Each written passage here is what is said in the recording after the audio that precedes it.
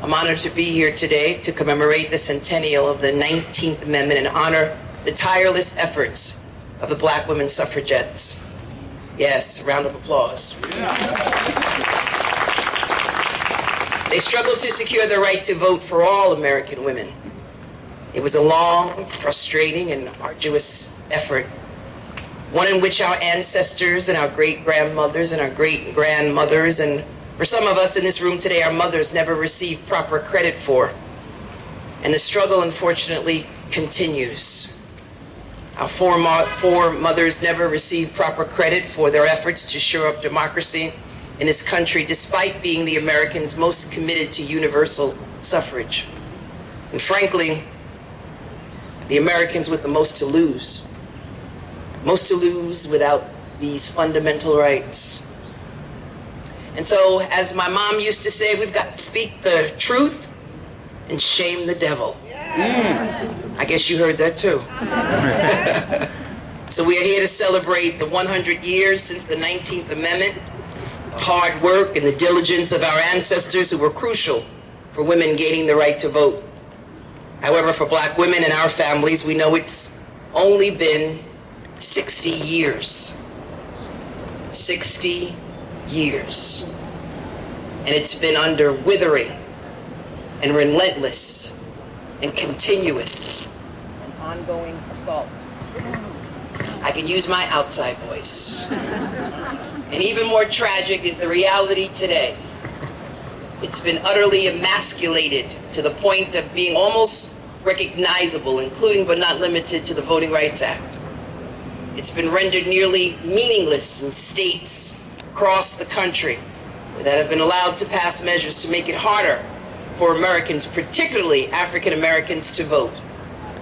As individuals engaged in precise incision to deny people the right to vote, cuts to early voting, cuts to voting places, ridiculous voter ID laws, the purging of voter rolls, making it a criminal act to provide food to individuals who stand on lines, and even installing people in positions of power who are committed to refusing to acknowledge the validity of an election if their candidate does not win.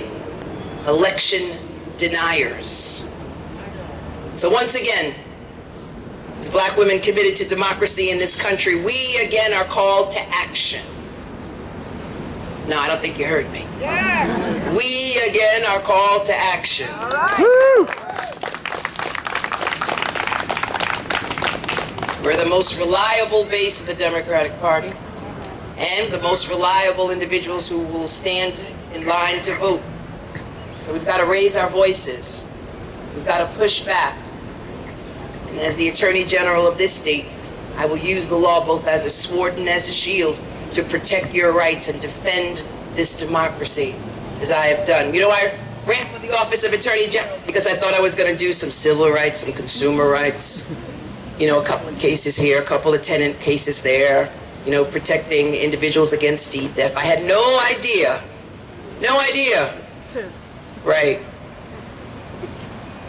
that I would stand with my Democratic parties and have to address and confront issues that have turned back the clock of progress on so many of our rights.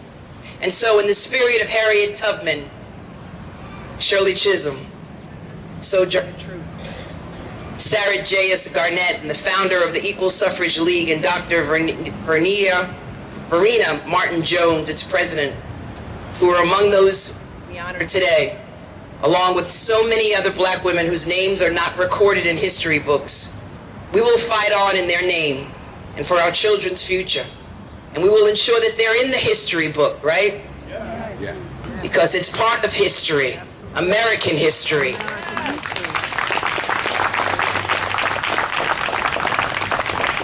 And because we refuse to be hidden figures, and we refuse collectively to be silent.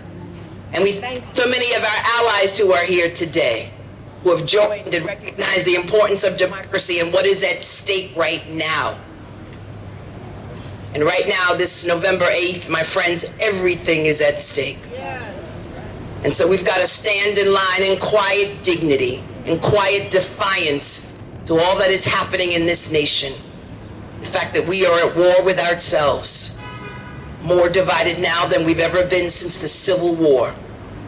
But we've got to come together. And so we've got to talk to people who we may disagree with and recognize that we're all Americans and that we've got to believe in those fundamental rights and the rights upon which so many people died for. And so we as Black women and our allies, we are essential to American democracy, and it will not survive unless all of us are in it together, unless all of us have some skin in the game. And you can rest assured that I will be there with you, standing with you.